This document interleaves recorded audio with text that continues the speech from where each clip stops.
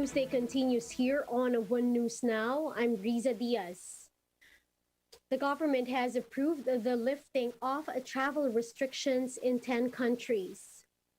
Beginning Monday, September 6, international travelers from countries including India, Pakistan, Malaysia, and Indonesia will be allowed to enter the Philippines. However, they still need to comply with testing and quarantine protocols.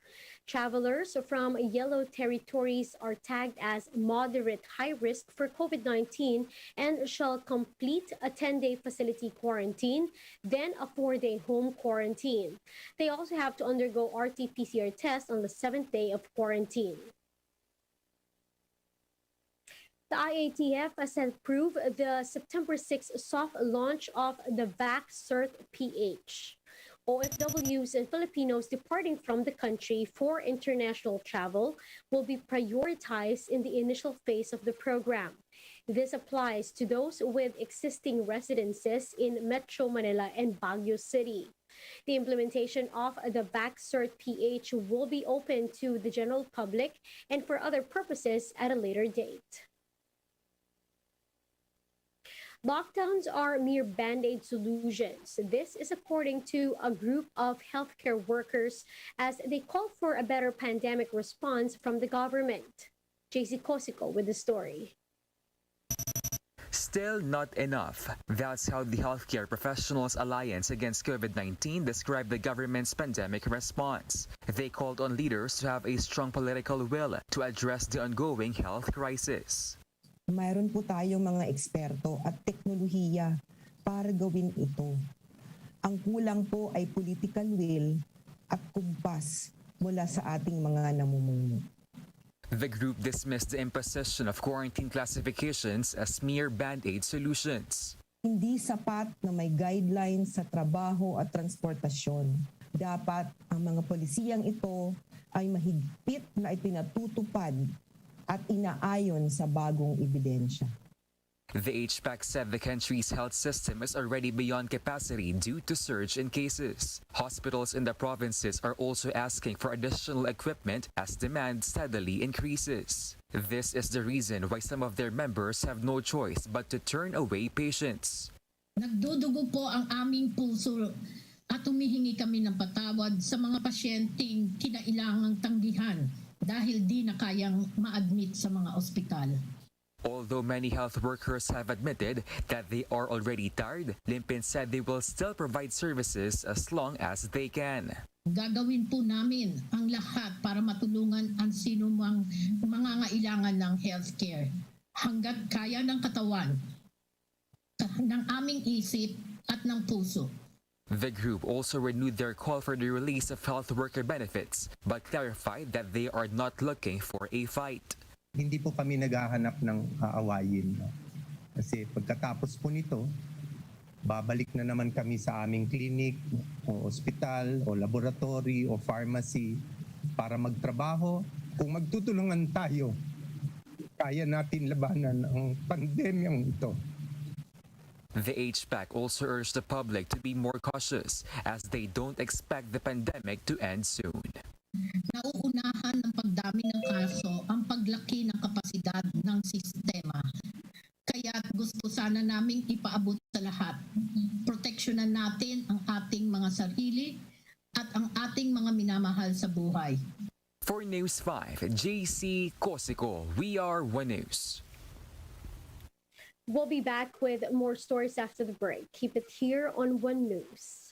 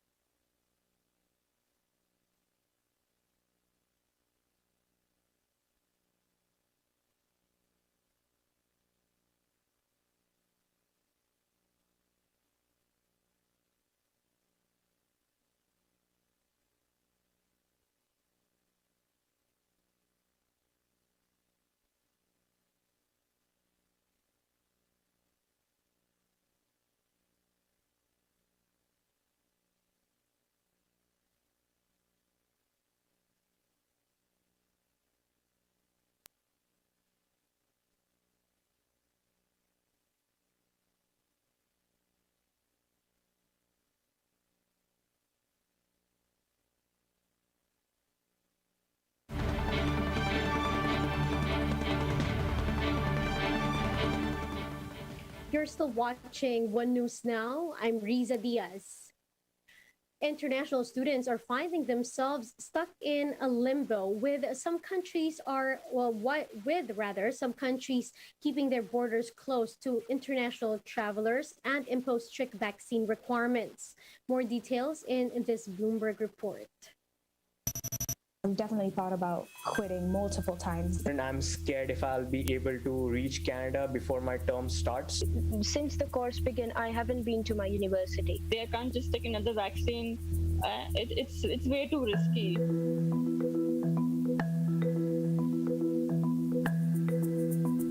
After 18 months of the COVID-19 pandemic, students around the world are facing yet another year impacted by the coronavirus. From vaccination rules to travel bans, it's never been harder for millions of international students. India exports over 575,000 students overseas each year, according to the Institute of International Education. But many Indian students have faced difficulties reaching their colleges overseas. I, as a student, I'm scared if I'll be able to reach Canada before my term starts, and if I'll be able to reach there before my quarantine, because I've booked hotels and they're quite expensive and they don't change it without a fees. Students have to live in fear until their very day of travel. Across Europe, many countries now require COVID passports to enter restaurants, bars, and even some public transport. For students vaccinated overseas with shots not yet recognized in Europe, such as India's Covaxin, they are in limbo, as they face a choice of getting revaccinated with a new vaccine, something not recommended by healthcare professionals, or further restrictions on their lives. People are saying that I can get Pfizer if I do not have sufficient antibodies. But I think it's risky. I cannot do this with my body. I can't just take another vaccine. It's way too risky, according to me. We do not know what impact it will have in the long run on our bodies. Tipakshi is still waiting to see if the situation in France changes before booking her flight to school, and may even defer her course if the situation doesn't become easier. When you're learning a language, especially, I would like to learn it in the country in which it is spoken, speak to native people and interact with people there, and that is what my main purpose is, to improve my language skills. Jetal Zala recently arrived in the UK. So we need to step out of Heathrow, quarantine in hotel, and then finish it and then travel to Scotland. She and her friends together paid £2,400 to share a room for 10 nights in hotel quarantine, and had to begin studying during her stay despite poor internet connection. Since the course began, I haven't been to my university. So I haven't seen my campus, I haven't seen how my college looks, how my uni looks. Countries like New Zealand, Japan, and China have fully closed their borders, even to international students, forcing them to continue their studies from their home countries. Classes in China start at 8 a.m., and that for me is 1 a.m. So that's usually when the time period where I have my classes is from 1 a.m. to about 11 a.m. or noon in Morocco. So the way it has majorly affected me is mainly physically because of my sleep schedule. It's flipped. Definitely thought about quitting multiple times, especially on those nights where it just gets really stressful and it just feels like it's all bottling up. Overseas students bring over £20 billion to the UK economy each year through paying for accommodation, fees, and buying from local shops. Universities and local economies have struggled from their absence during the pandemic. The students have very strong consumer power here. The universities want to recruit them, and let's be blunt about it, they want their fees. So, students should not be scared of bringing up universities and having these conversations with them. They are, to a certain degree, customers of that university.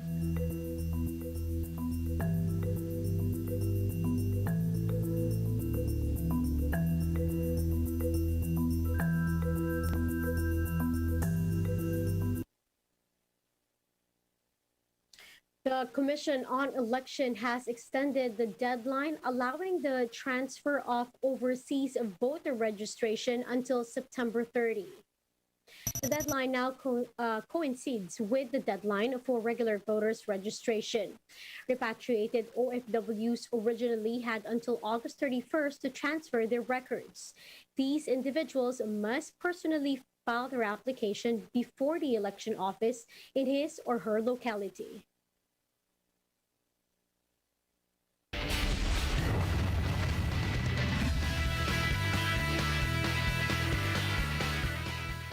Boxing great Oscar De La Hoya has been hospitalized after contracting COVID-19, forcing the cancellation of his comeback bout against Vitor Belfort next week.